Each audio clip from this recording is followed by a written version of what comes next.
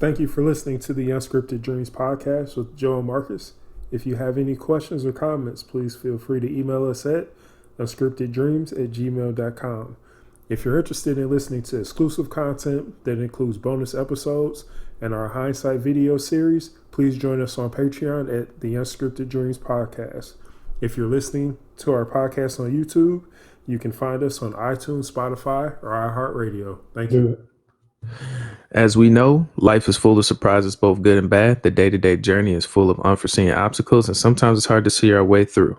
Beyond the norm and mundane are where unscripted dreams live. Join us for thought-provoking discussions and interviews that help us navigate through the fog and create our own path.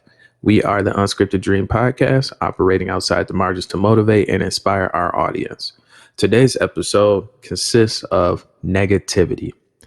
Negativity. What does it mean to you? What does it mean to me? What does it mean to everybody? When you think about negativity, nothing positive comes to mind. But contrary to your belief, there is some upsides to negativity, which we'll get more into. But the whole term of the power of negativity it's very powerful. If you don't know what you're doing or how to formulate or how to process negativity as it comes to you, it can definitely consume you and it can bleed on to other people. So what do you think about that, Marcus? Yeah, I agree with what you're saying, Joe. I think that negativity, well, there's some ways to look at it, and I think it really boils down to understanding why negativity impacts us the way it does and what's the best solution for each of us to kind of combat the negativity that's out there, because there's a lot of it. Okay, well, we're going to get further into how to handle that. But let's focus on actually what it is. Let's talk about the origins. So when you think of negativity off bat, what comes to mind to you, Marcus?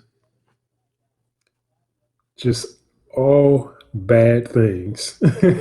So any unfortunate situation, mishap, problems with no solutions, things like that, like nothing positive. So on average, when you're dealing with negative things, is it usually a person or is it like a event or situation in your life that hits you? What's more detrimental to your own health? Is it somebody being negative and putting that bad juju on you? Or is it or is it more so an actual particular event, like you getting your hopes up for something and they're getting shot down for whatever reasons? I say that it's more so like circumstances. Okay. More than anything else. What about you? I would say the same, man. It's usually not a person that really gets under my skin so much anymore now that I'm older, because I know better. And I know how to navigate through that, believe it or not. But situations that are out of my hands, out of my control, but I still managed to allow my imagination to think that I did have some level of control. That's probably what would get to me more than anything. It's more so based on myself and me actually going through the steps of self-preservation, but failing. So I think that process of me failing to dot my I's and cross my T's is more so what's more detrimental to me than anything.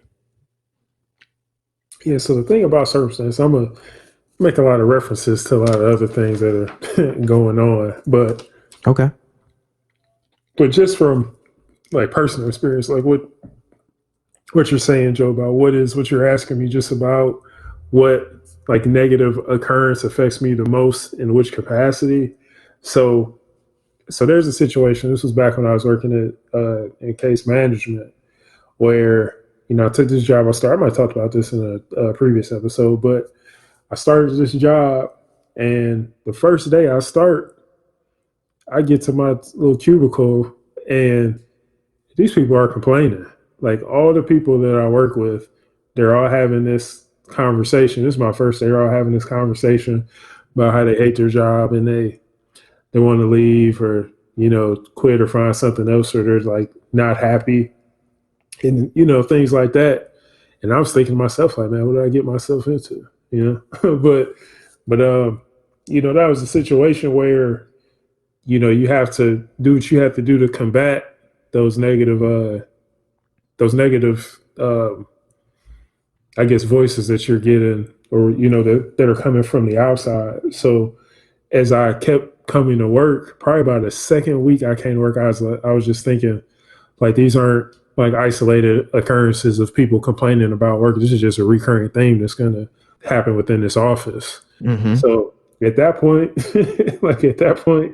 I just put on headphones. Like as soon as I got to the office, I just put headphones in and I kept them like loud enough to drain people out, but low enough to hear my phone ring if, I had a client or somebody, was calling me for something.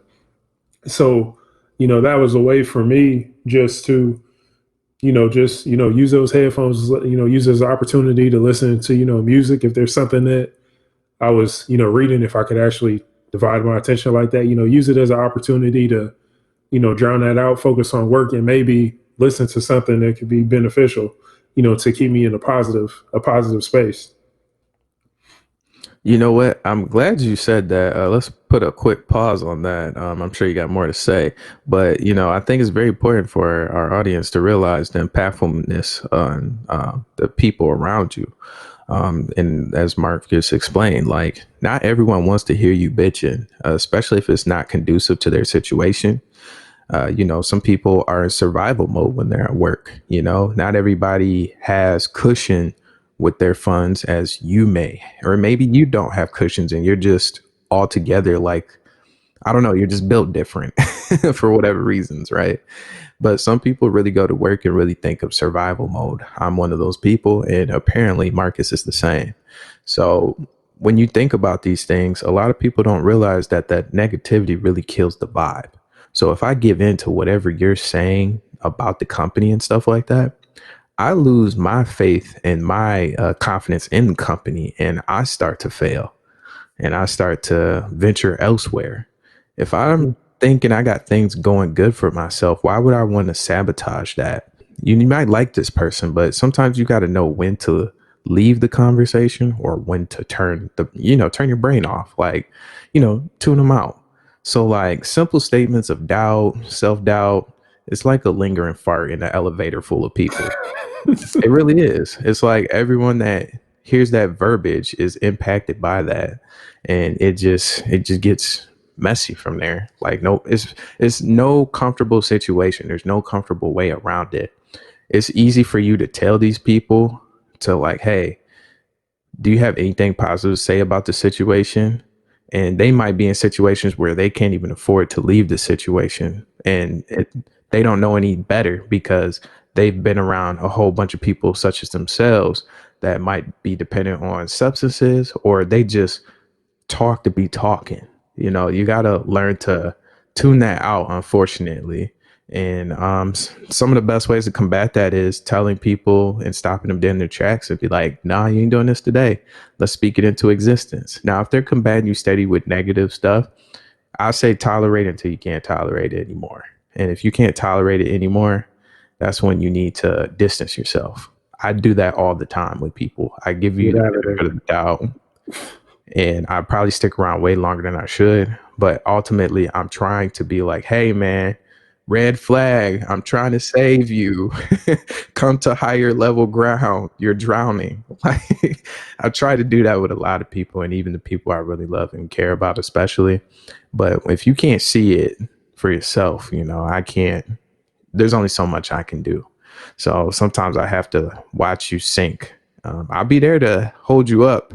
But if you start bringing me down, that's when we're going to have to go to the drawing board there with pros and cons. Yeah. And I think that's something key that you kind of you that you stated there, Joe, and just how like people just like sometimes misery loves company, Yes. and those red flags they go up. People put them up pretty quickly. Like just referring back to me working at that job and having to put my headphones in every day when I go in. Like every once in a while, I would take my headphones off.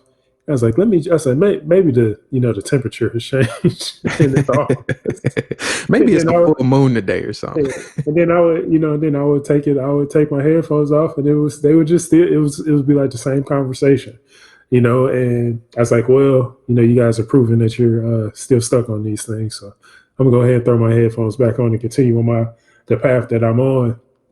Just because sometimes people they're complaining and I mean it's okay to want to vent sometimes, but if you realistically don't have any control of your situation, like for me working that job, there was nothing. The things that people were complaining about, there was nothing within our control. Like there was nothing that we can do about that.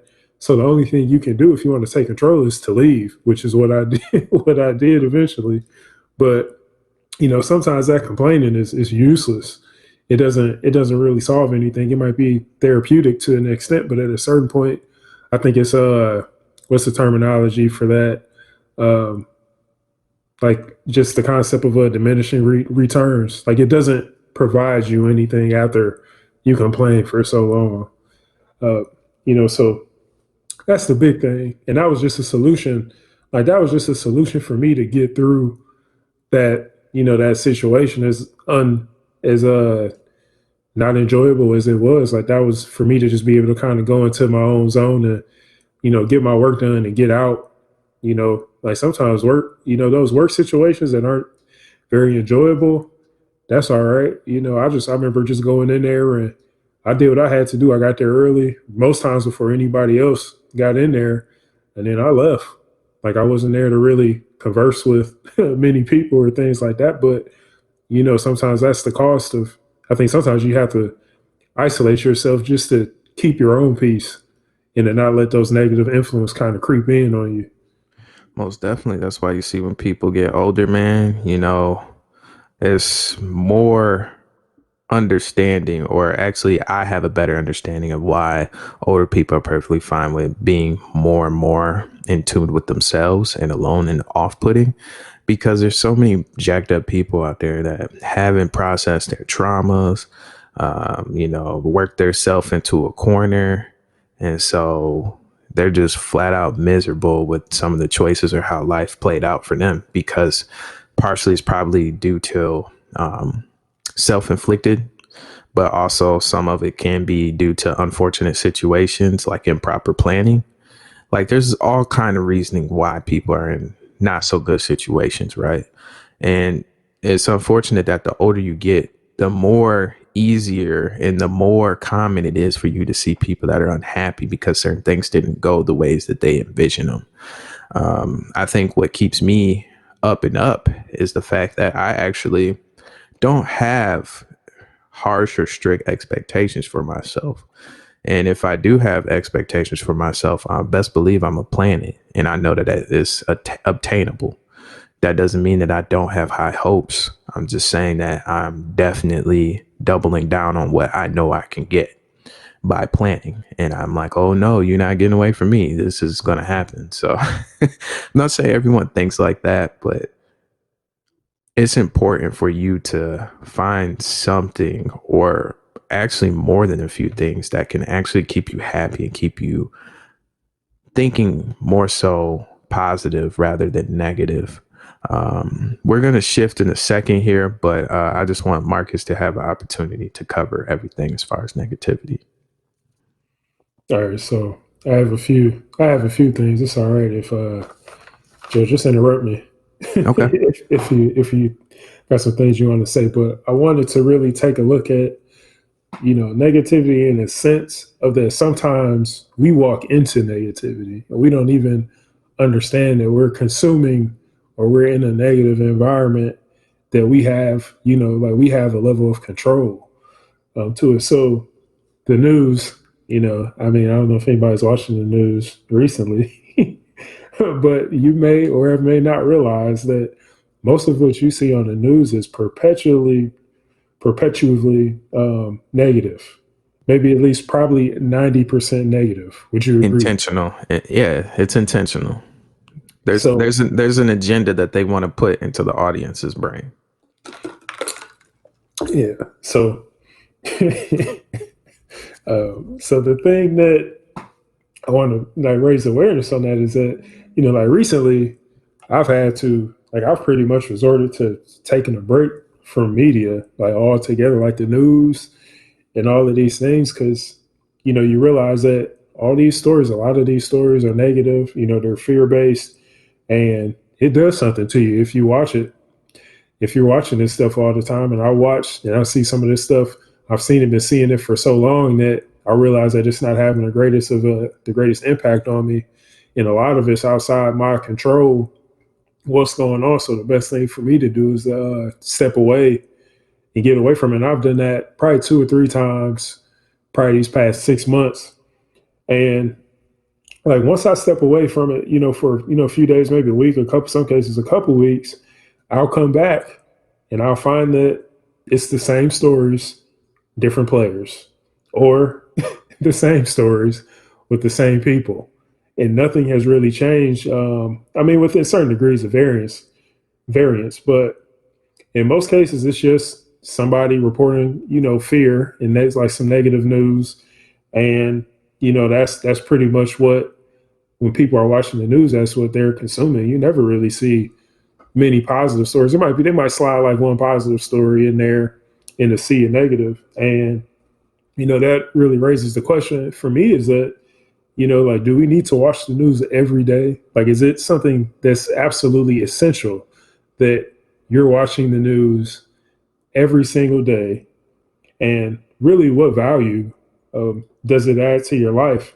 And honestly, I think it takes sometimes, if you're watching it at a certain frequency, I think it's taking something away from you more than what it's giving you. So, I think and what you were saying, Joe, about agendas. The one thing I was telling myself, I hear a lot of people say, like, they'll talk about people and they'll say they, and, I encourage people to take a step back and to really identify who they are. I'm not getting into all that, but I'm just saying to take the time to really think about, like, next time you say, like, hey, they want A, B, and C to happen, or they're putting this out there because they're trying to establish something or push a narrative, like, take a step back and identify who the theys actually are, instead of just making a blatant statement, because they are not the same people.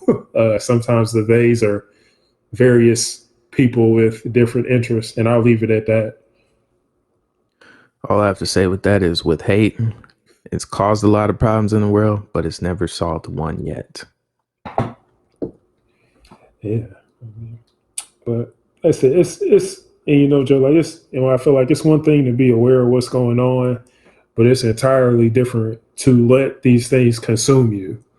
And if you're taking in all that, if you're taking in all that negativity, all that negative news, and all these things that are going on, it's creating a picture, image in your mind that that's how the world is. And when in reality, things are crafted.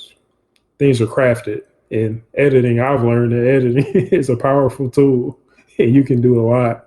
You can do a lot if you know how to string some clips together. So, just things to think about. But that news piece is something that really, like, I really put a lot of thought into, and I feel like it. I don't think it's something that people should consume every day, because it does. I think it does something to all of us. Yeah, man, it isn't impossible to lead an exciting life with a negative mindset. And if you don't know how to read between the lines and pick apart each storyline, you can definitely consume everything and become a crabby person or someone that's just always on guard. And that's not the way you're supposed to live your life. Why you think people die from stress and it's at an all-time high? Because people haven't learned how to channel their thoughts properly. You hear these kids on meds with anxiety, and people dying from anxiety issues or making poor decisions because of anxiety. Like, yes, it's very real. Everyone has experienced anxiety to some extent. but it's not intended to overwhelm you in that sense. It's like you're over flooding your natural senses with a bunch of bull. And that's probably another conversation for another episode as far as anxiety, but that's as far as I'll go. As far as you need to cut down on your anxiety, because 9 times out of 10, some of that anxiety is all imagination. A lot of it is. So, Joe, I got a question. Question for you. Like, when did you first become aware of the power of negativity?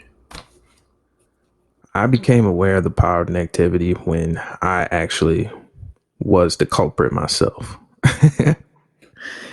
And what I mean by that is there's a point in my life where I felt like I wasn't capable of doing enough. When I had all the resources there, I just didn't open my eyes. That's when I first realized that was more so when I was younger. And it's, yeah, I say the coming of age part, your adolescence, that's when you realize it. Yeah, because I think for us that have recognized it, it's like a point. It's like a point where you're standing around and you're intaking like all this like negative energy and just It's like people. an anvil on your chest after a while. Yeah, and you see it, like you start to feel it, and then I think you just like you gain this. You might have like had a moment of clarity where you're just thinking, man, this this situation, these things that are going on, like it's no good, and you understand, how big an influence certain circumstances and people, things can have on you. So, I mean, it's good to, if you haven't identified it, I hope you take the time to figure that out. And something else that other people don't discuss is you may know and how to navigate through it, but you might have certain situations that might mess you up where you tolerate it, but it's not on your terms. And what I mean by that is for the love of other people, having the love or respect for other people definitely is what makes this kind of a tough situation to discuss. Because if you got a lot of love for somebody and they're just like one of the most negative people out there, you could tolerate that all day just because out of the love for that person. But at a certain point, man, you gotta you gotta do something different. You can't change people by any means necessary, but you can definitely pick and choose when to deal with them. Yeah, and that's tough, Joe. Like somebody that you've known for a long time, somebody that you have a strong relationship with, and you realize that this person's kind of toxic. Oh yeah. And you have to make a decision. Sometimes it'll be maybe one of the harder decisions you make, especially if you grow up with somebody, if they're family, things like that. Like you have Especially family. yeah, like that's a entirely different bag right there that you have to deal with, because sometimes it's family that it's people that you have to distance yourself from because they're not where they need to be at, and they hinder you from becoming what to reaching your potential. And once you realize that, you have to create a way to kind of distance yourself. I think the first thing people probably do is like you want to try to distance yourself without burning their relationship or damaging their relationship, but you might run into a circumstance where that person feels slighted because they see that you're making moves and you're trying to do something, and then they're trying to keep you where you are. They want you to ride with them all the way down, all the way down to failure. And that's a tough one. And the best people know how to swim through that. And I don't know who those people are out there, especially the ones that are listening, but you guys know who those people are. Yeah, I'm sure you've even been in those situations where you're just like, ugh. Yeah. And it's difficult. It's difficult. So one of the things that I think, is important as well is, like we should just be honest with ourselves of what is going on and how like your temperament is, and how your situation is. Like, one of the things that bother me sometimes is that people out of reflex, they say, like, how are you? Like, somebody asks you how you're doing. Like, most people say good, but like some days for me, if somebody asks me how I'm doing all right, and and they'll say, and their response will always be, you just doing all right. I say, yeah, all right's better than bad. So let me be. Like, That's my answer for everything. Even if it's good or bad, I say it's all right.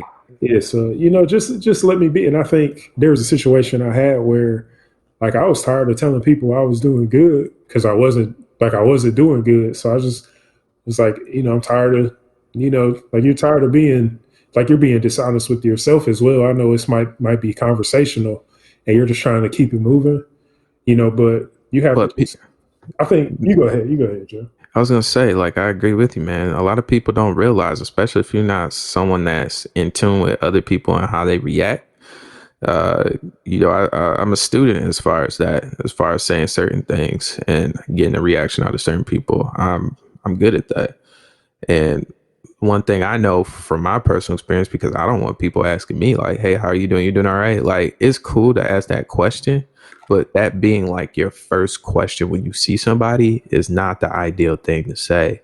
It's a bad habit. Like, some of the best things to do as far as to get somebody engaged where you can actually get that answer out of them without asking that question is by talking about yourself. And if you have nothing you want to share about yourself, there's plenty of things in the environment around or why you're meeting this person or this person crossing paths that you guys can actually communicate and talk about without actually getting down to that. When that conversation develops, this is how you eliminate small talk. This is Yeah. how you eliminate all of that. And So, all that will come out by just generally, engaging in the person instead of asking these face value questions and trying to read into people's brains and stuff like that. It doesn't work, and it's never a good situation. Sometimes you have to be the element of your environment and actually speak on what's going on right now versus trying to tap in, trying to read somebody. It's not always good to try to read people because you might not like what you get. yeah, like I was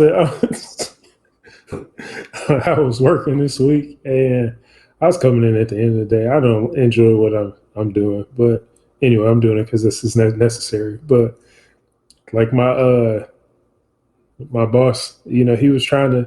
I think he was trying to show out for some other person I never have seen in the office before.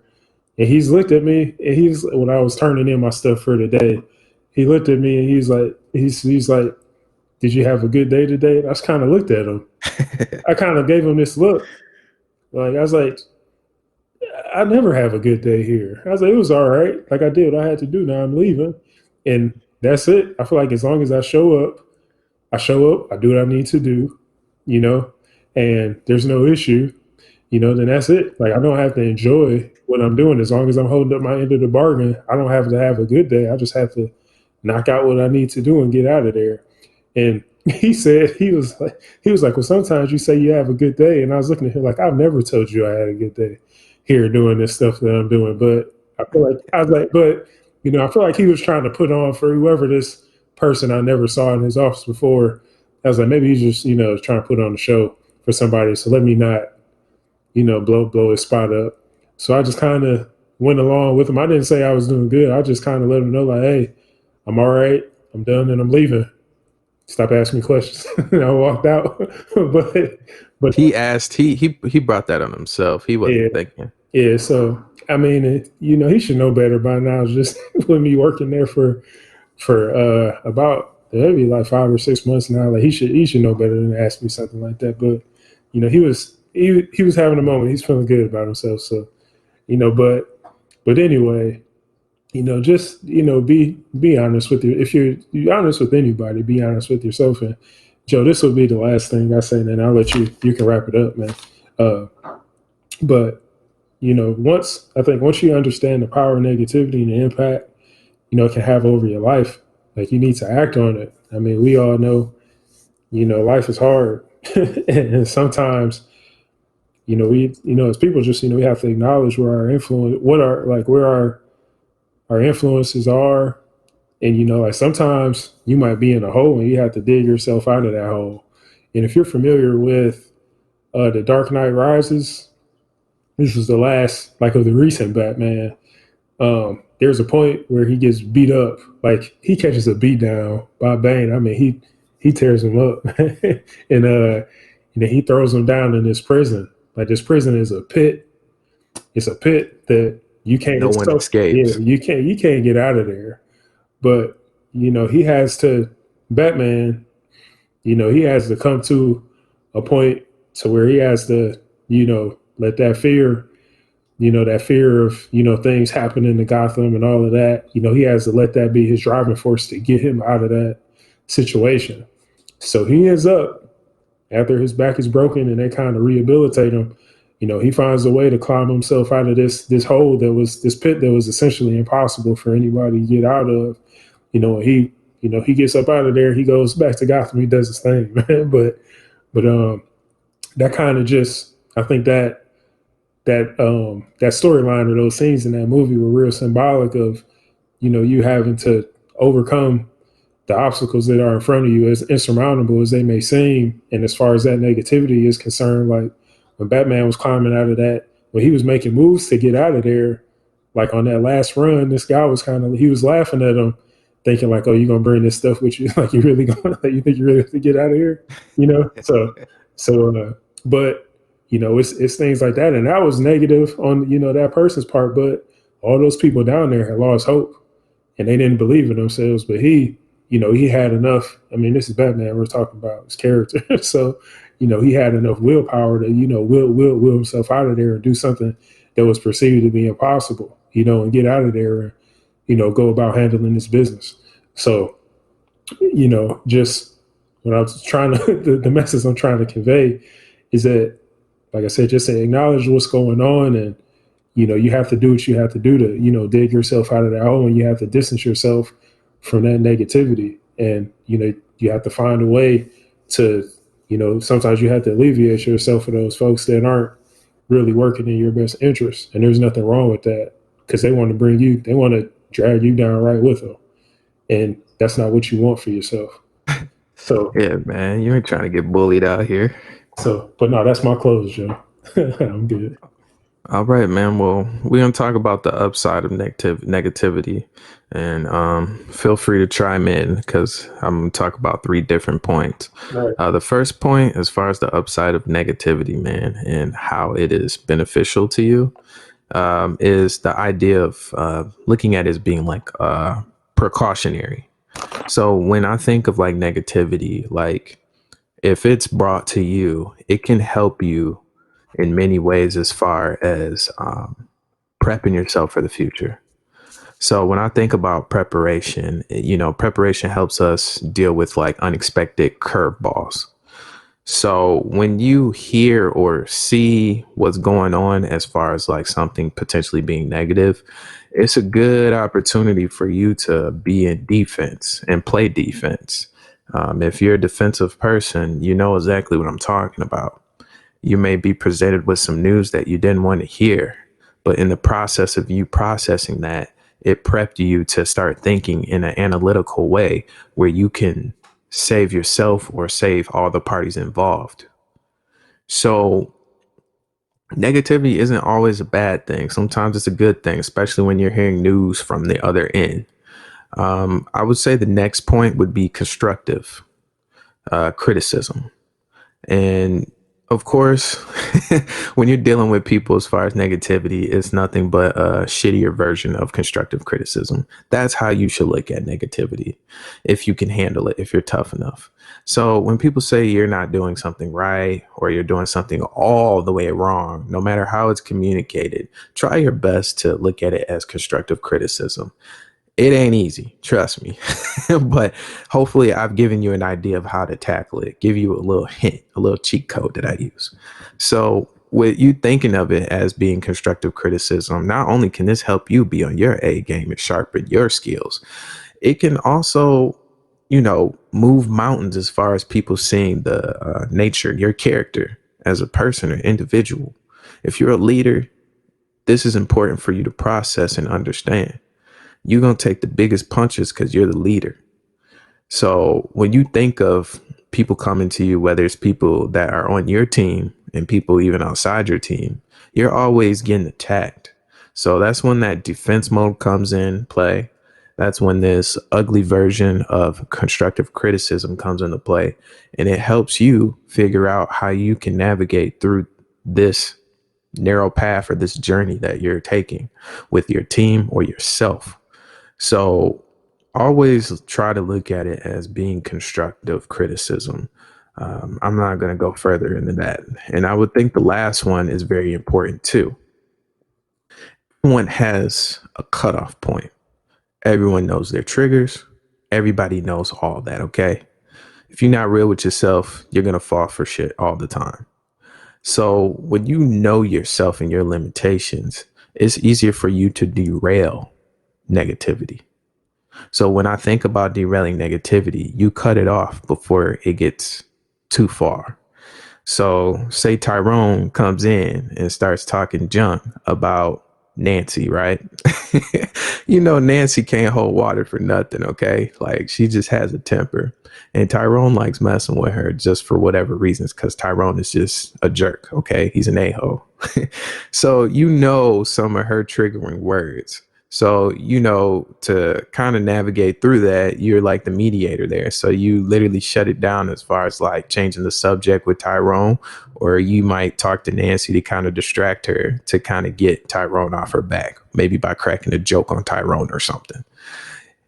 That's just a quick example of like derailing negativity before it blows up. As long as you can actually spot the origin of the problem and you know what's going to happen before it happens, and that's part of the preparation stage as well, you got to jump on it. It's no matter of you feeling lazy or anything like that. If it's a small issue and it's going to get to a bigger issue, cut it off. Because by that point it gets big, it's going to waste your time. You're going to be drained mentally and physically, and maybe even worse potentially. So you got to really like save yourself as far as, is this really worth my time? These are things you really have to think as far as derailing negativity as it comes to you. Yeah, Joe, those three great points. 3 great points. Important to derail that as soon as you see it. Sometimes you got to navigate that. Sometimes very quickly too. Man, get it out of there, man. Like sometimes, some people know what you're doing and they want to keep it up. But the trick to it is you kind of have to outwit them. And sometimes you don't even have to outwit them. Not everything deserves a response. So you also got to understand that too. So with that being said, I'm just going to end on a quote, man.